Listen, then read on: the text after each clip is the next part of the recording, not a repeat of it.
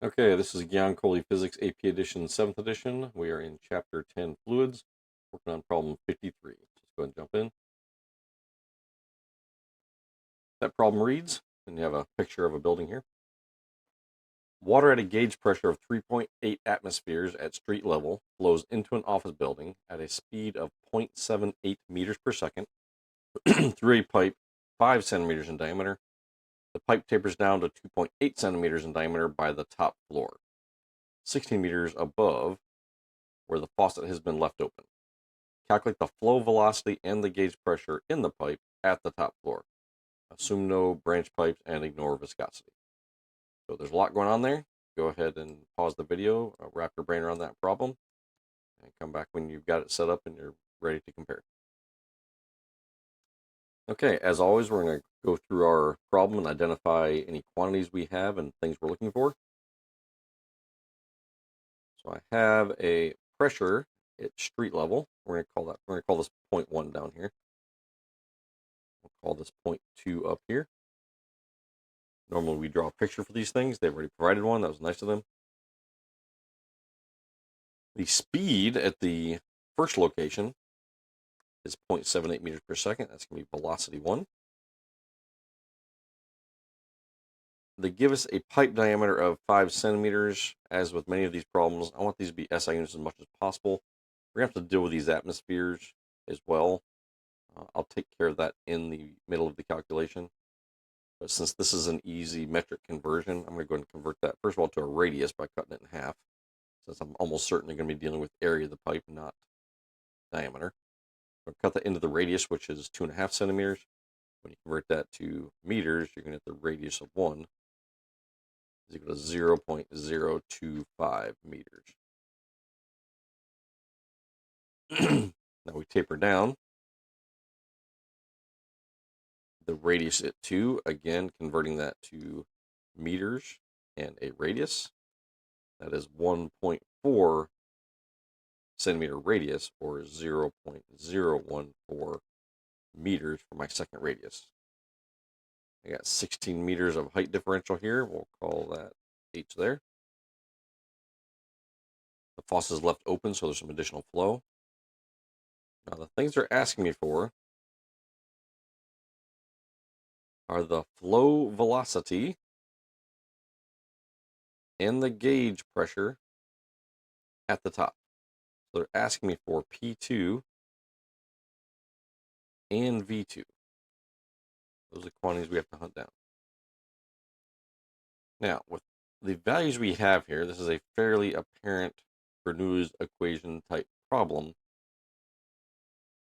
So we'll start there, but you're going to quickly see that we're lacking this velocity 2 that they're asking us for, which you would expect because they're asking us for that velocity as well. And that's going to bring into the mix our continuity equation. So let's go grab those equations.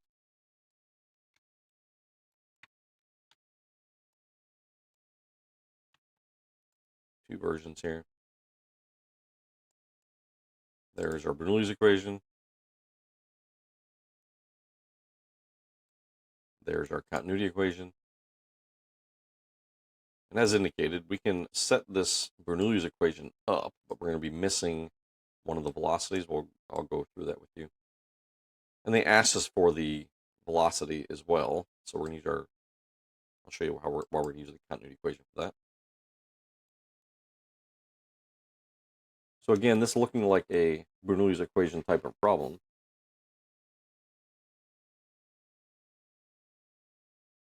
They're giving us pressure 1.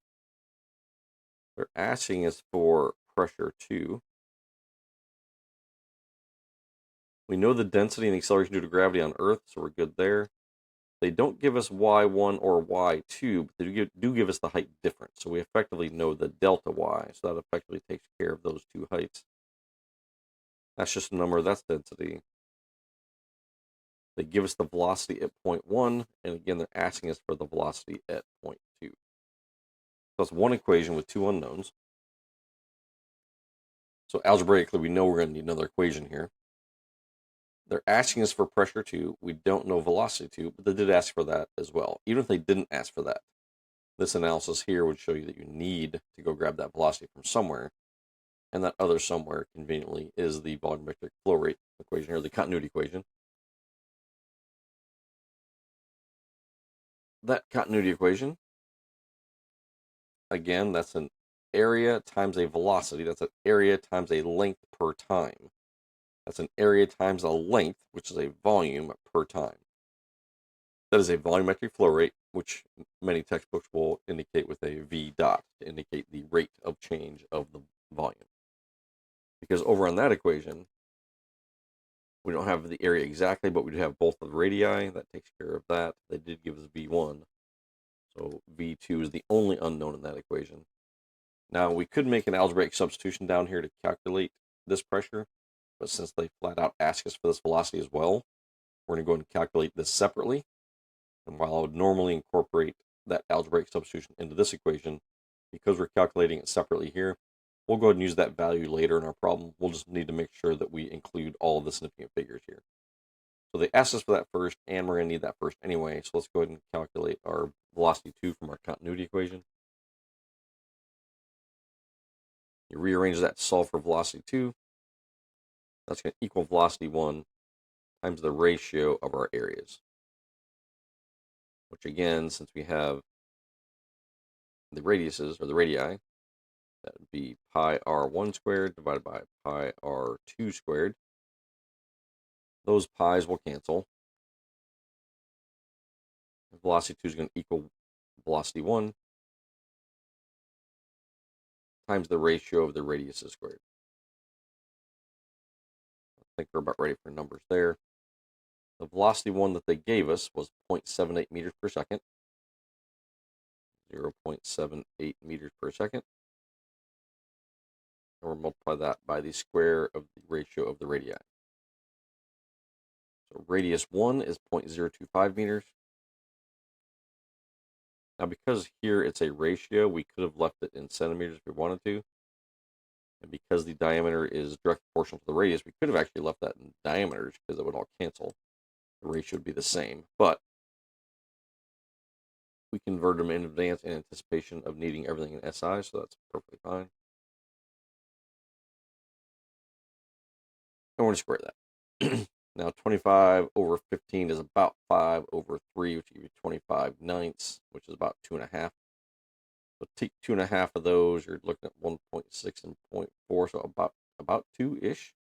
Let's go and grab a calculator and see what we come up with. Okay, after they're crunching those numbers, we get approximately 2.487, which is in the ballpark of our mental math. 2.487 meters per second. Now, our problem, at least for this portion of the problem, we have two significant figures for each of our radii, and our velocity is two significant figures. So for answering the question, we're going to go ahead and round this to approximately 2.5 meters per second. And that is the answer to the question. However, not only that number, but there's more digits after that on your calculator. There should be more digits after that on your calculator. You're going to save this entire number with all the other digits into a storage slot on your calculator, because we're almost certainly going to need this velocity over here. And rather than make that algebraic substitution, it's perfectly acceptable to use this number that we've already calculated. But we're going to want to use all the digits initially so we don't get any rounding error. We'll adjust these significant figures after we do the calculation so you don't carry rounding error forward. So remember to save this number in your calculator, the whole thing, and we'll use it over here on the left. So over here on the left, we now have this equation with originally two unknowns, but now we've calculated one of those unknowns. So now we have this down to a single unknown, which is the pressure 2 that they asked us for. So at this point, we're just doing some algebra. Now, there will be some unit conversions we'll have to do with the atmospheres, because they gave us the pressure in atmospheres. We're probably going to want to provide the answer in atmospheres. Everything else is in SI units, and the SI unit for pressure is pascals. We're going to have to do some conversions as we go, but let's do the algebra first. We're looking for P2 here, so let's flop the equation around. Put all this stuff on the right. We'll subtract all this stuff from it, and we'll factor out any common terms. We flop the equation, you get P2 on the right. That gives you P1 on the, correction, P2 on the left. That'll give you P1 on the right after you flop the equation. That means all of these terms are positive on the right. Density times acceleration due to gravity. Now this y1 is positive minus this y2.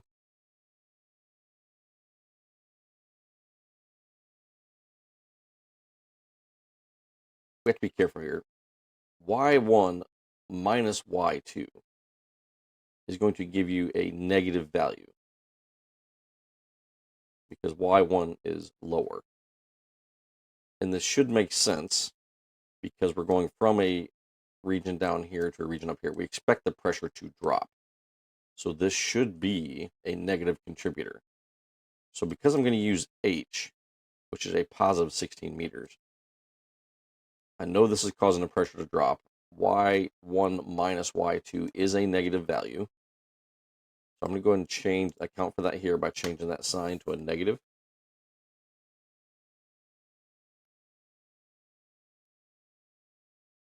Because I'm using H instead of Y.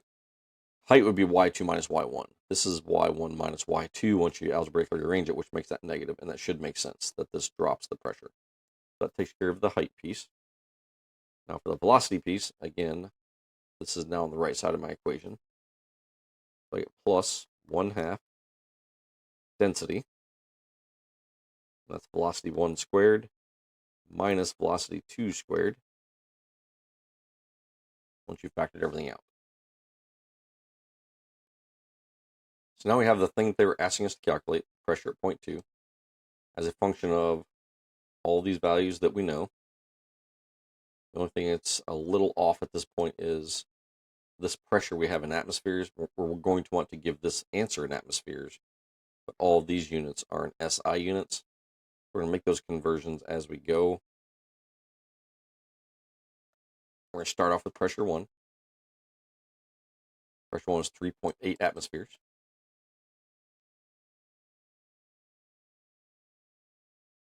As I said, we want to go ahead and convert this to SI units right here. So as with all unit conversions, we're multiplying by the number 1. I've got atmospheres, I want pascals.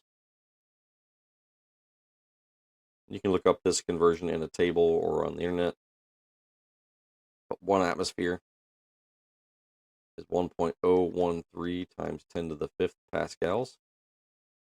So this is the number 1, converting our atmospheres to pascals. It's going to get a little busy over here on the right, so I'm going to give us some extra wiggle room.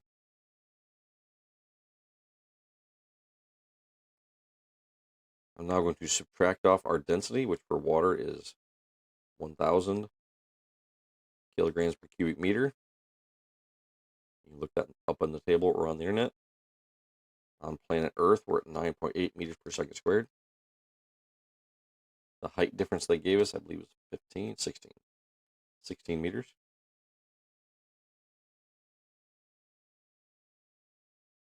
They have 1/2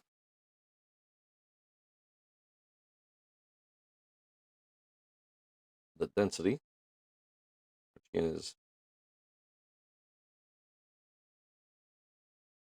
1,000 kilograms per cubic meter for water. Now, I still need more room. I have another unit conversion to do yet.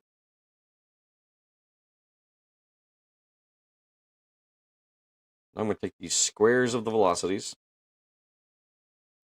Velocity 1 was the 0.78 meters per second. We're going to square that quantity. We're going to subtract off velocity 2. Now I'm going to write this number down. But recognize when we actually calculate this, we're going to use the number from our calculator that we stored earlier. Square that one. Now this converts our atmospheres into pascals so that we can perform this addition and subtraction here, because this will all be in SI units, pascals. But once we're all done, we're going to convert that entire result back into atmospheres.